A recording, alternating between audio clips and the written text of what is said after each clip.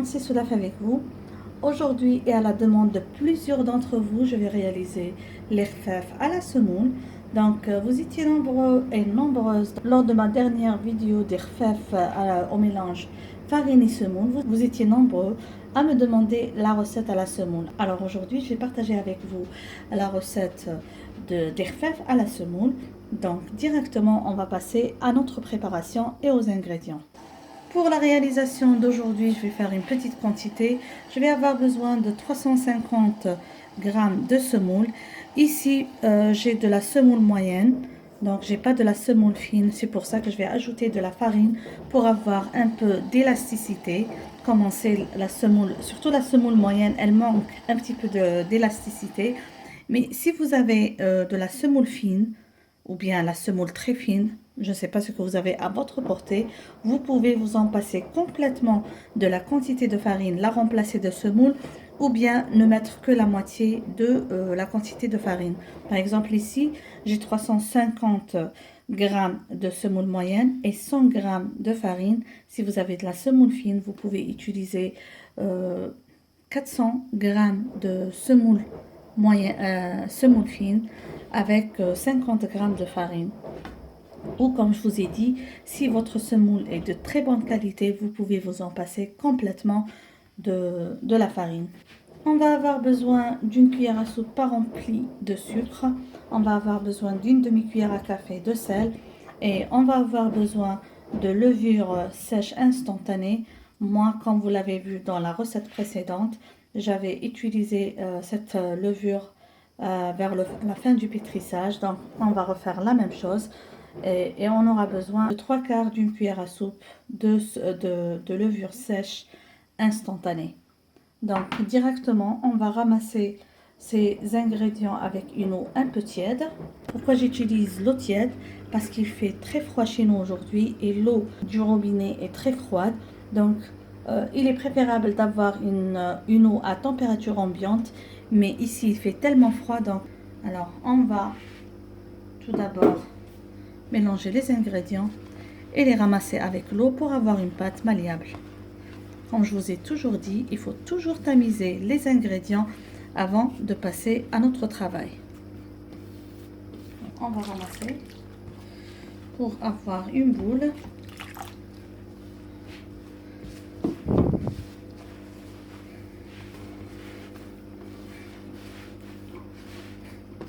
Mon époux aime beaucoup l'irfaf. Je les réalise assez souvent. Et comme vous m'avez demandé la recette à la semoule, et lui, il m'a demandé encore une fois l'irfaf, donc je me suis dit, je vous fais la recette que vous m'avez demandé. Voilà. On n'a pas besoin d'une pâte trop moelleuse, juste une pâte qui se ramasse bien, comme ça. On va pétrir un petit peu la pâte, juste pour homogénéiser le tout, sans déchirer dans la pâte. Je m'excuse, je vais enlever la montre.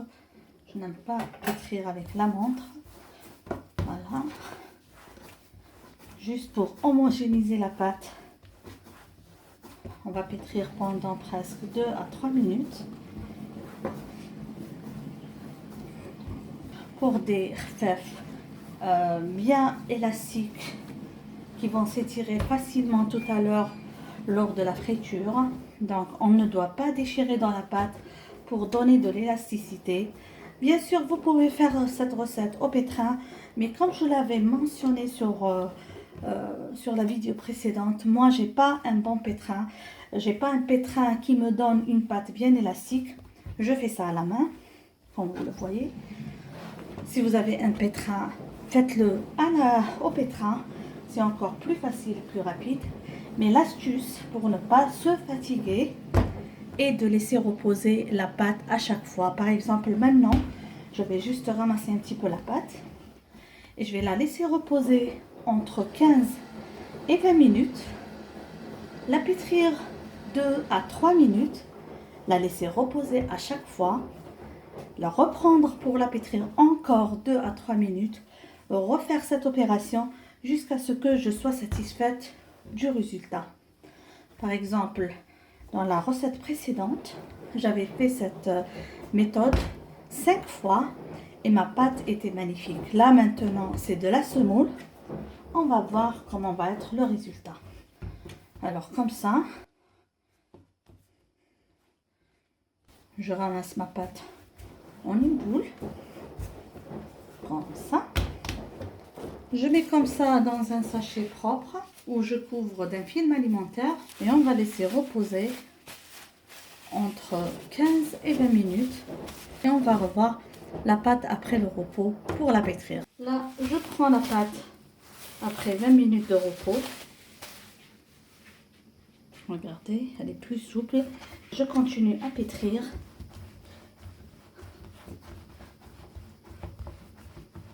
Donc, je vais pétrir pendant presque 2 à 3 minutes.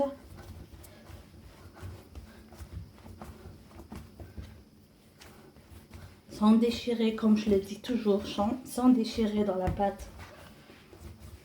La pétrir pour avoir une pâte plus moelleuse. Et surtout, jusqu'à ce que la pâte change de couleur. Comme vous voyez, elle est un peu jaunâtre. On va pétrir jusqu'à ce qu'elle devienne un peu blanchâtre. Sans déchirer, comme je le dis, pendant 2 à 3 minutes.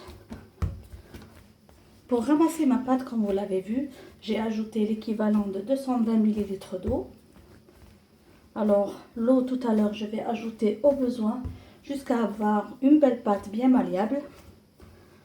Avec les 300 g, 350 g de semoule et les 100 g de farine, je peux arriver jusqu'à 400 ml d'eau. Ça va bien sûr dépendre de la qualité de la semoule et de son degré d'absorption. Là, j'ai pétri pendant presque 4 minutes. Alors, comme vous voyez, la pâte commence à changer d'aspect et de couleur. Je vais encore une fois la ramasser et la placer dans un sachet pour qu'elle repose au moins 15 minutes jusqu'à 20. Plus elle repose, plus c'est facile à pétrir. Et on remet encore une fois à reposer. On reprend la pâte encore une fois. Donc ça, c'est la deuxième fois qu'on la reprend. Un second pétrissage. Comme vous voyez, ça devient de plus en plus tendre. Plus ça repose, plus ça va être facile à pétrir.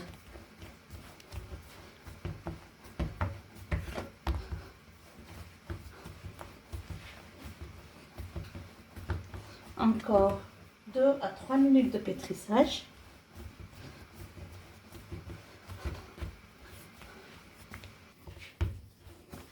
Là, comme vous voyez, j'ai pétri pendant presque 5 minutes, encore une fois. Donc, si vous n'êtes pas fatigué, vous pouvez toujours pétrir. Sinon, comme je vous ai dit, 3 à 5 minutes, c'est largement suffisant. Et comme vous voyez, la pâte commence à devenir très très lisse et commence à avoir de l'élasticité. Donc, je vais la ramasser encore une fois et la remettre dans le sachet. Vous voyez, la méthode ne diffère pas trop de la méthode de la préparation des fèves à la farine et semoule que j'ai présenté la fois passée. Il suffit d'avoir la technique et la recette va être très facile. On reprend la pâte pour la troisième fois pour encore 3 à 5 minutes de pétrissage. Vous voyez, encore une fois, elle a super bien reposé.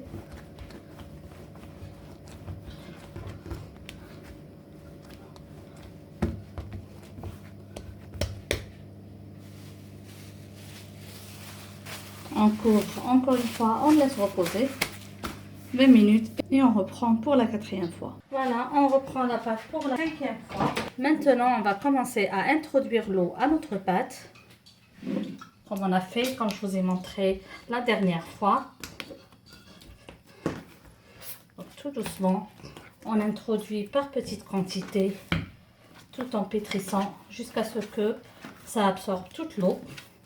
Et on ajoute encore une fois une autre quantité. Donc, on va essayer d'ajouter au moins 100 à 150 ml d'eau.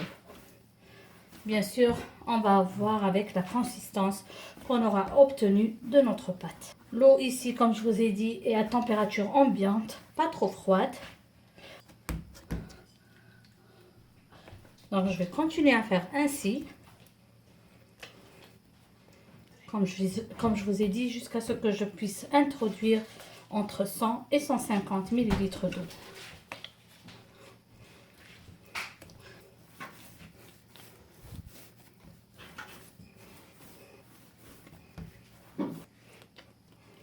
On continue à ramasser la pâte comme ça, on ne déchire pas. Pourquoi on appuie comme ça? C'est pour faire absorber l'eau sans déchirer.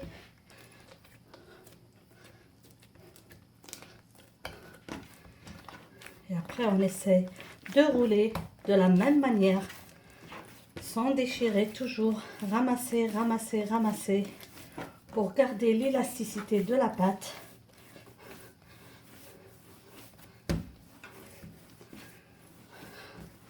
On continue à ajouter l'eau jusqu'à ce que on commence à entendre des claquements dans la pâte. Donc, que la pâte commence à faire des bulles à l'intérieur qui éclatent. Voilà, comme ça. Elle est un peu collante, mais toujours élastique.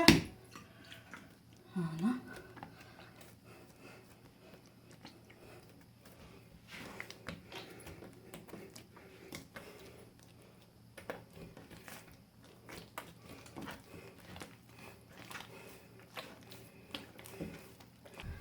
Voilà. Voyez, elle commence à devenir bien élastique. Regardez. En même temps, je vais préparer la levure. Donc, les trois quarts d'une cuillère à soupe de levure avec une petite cuillère de sucre qui va rapidement activer la levure. On va introduire l'eau, une eau tiède, un petit peu d'eau tiède. Comme je vous ai dit, vous pouvez utiliser la levure fraîche. Moi, je n'en trouve pas ici en Angleterre. Je vais laisser que la levure s'active un petit peu et je vais l'introduire à la pâte. Là, je vais commencer à introduire la levure tout doucement à ma pâte.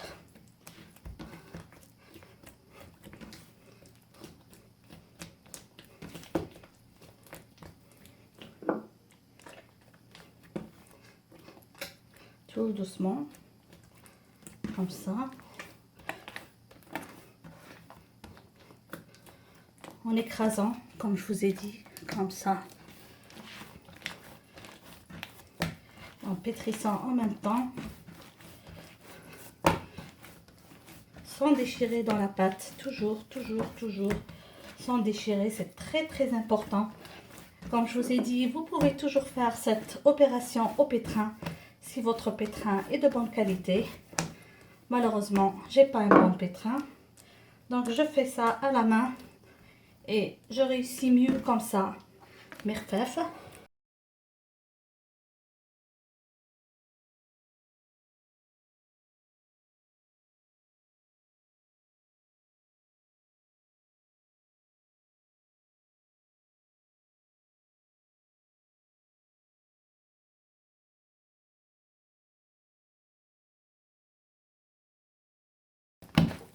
Regardez les bulles que je commence à avoir. Ça veut dire que ma pâte est très belle.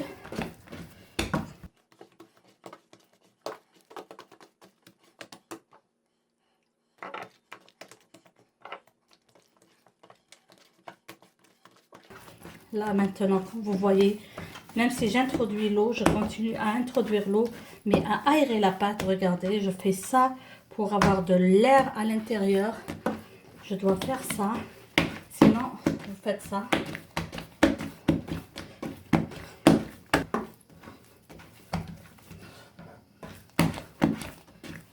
Regardez, je fais ça. Tout ça pour avoir des bulles de l'air dans la pâte. Regardez. Regardez ces jolies bulles. Comme ça pour que vous puissiez voir les bulles qui se forment.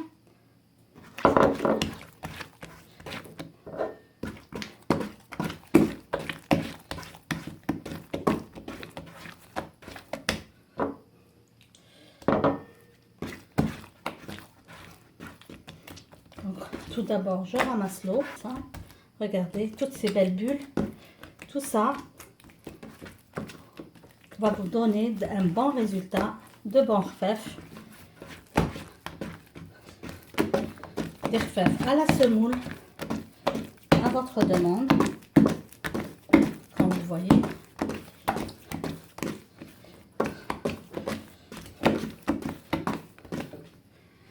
Et la pâte, elle est magnifique.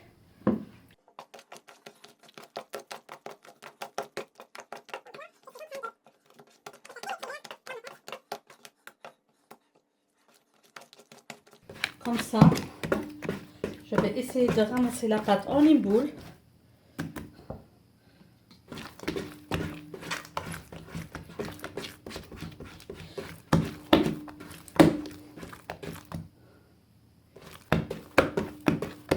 Regardez, c'est bien. Et je vais la placer dans le bol du pétrin pour y lever de presque 1 heure à 1 heure et demie selon la température de la pièce. Voilà, je vais couvrir et je vais laisser reposer à l'abri des courants d'air jusqu'à ce qu'il y ait des bulles sur la surface et que ça double de volume ou bien triple. Comme vous voyez, la pâte a bien levé. On va la dégazer, on va mettre un peu d'huile à chauffer et on va commencer la cuisson. Et on va commencer à faire les rfef.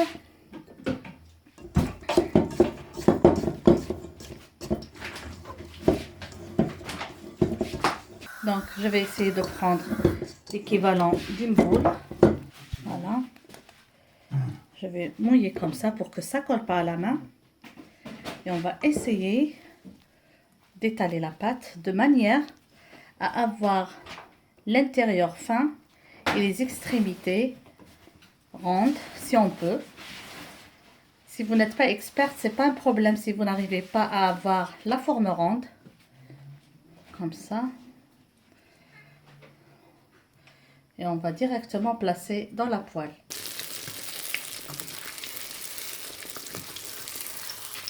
Comme vous avez vu, moi j'ai réalisé la recette avec la semoule moyenne. Comme je vous ai dit, il est préférable d'avoir la semoule fine. Le résultat va être meilleur bien sûr. Mais quand même, j'estime que j'ai eu un beau résultat tout de même. Avec de la semoule moyenne. Comme vous voyez, ça gonfle super bien. Voilà. Il faut s'assurer que votre huile est bien chaude. C'est très très important.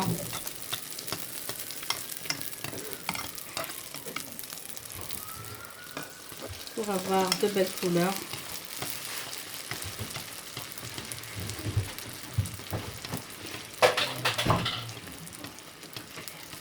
Essayez de faire votre recette avec de la semoule fine ou de la semoule très fine. Le résultat ne va être que meilleur.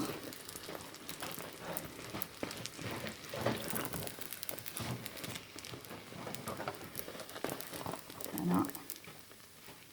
Super bien gonflé.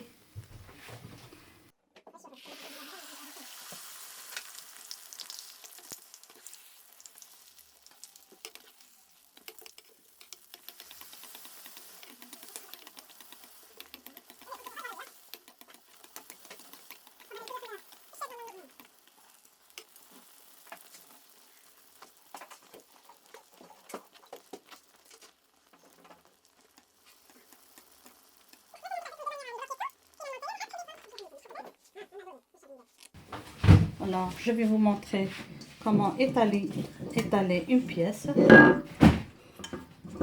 On prend comme ça une quantité entre nos mains, des mains mouillées, comme ça.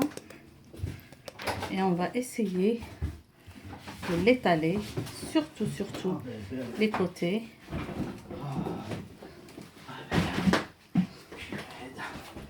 Voilà.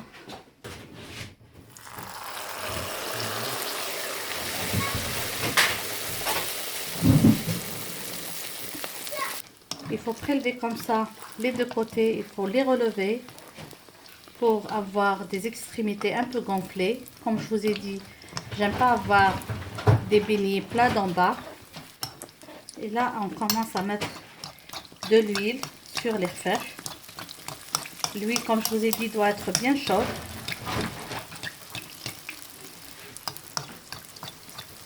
Pour avoir de jolis beignets bien gonflés.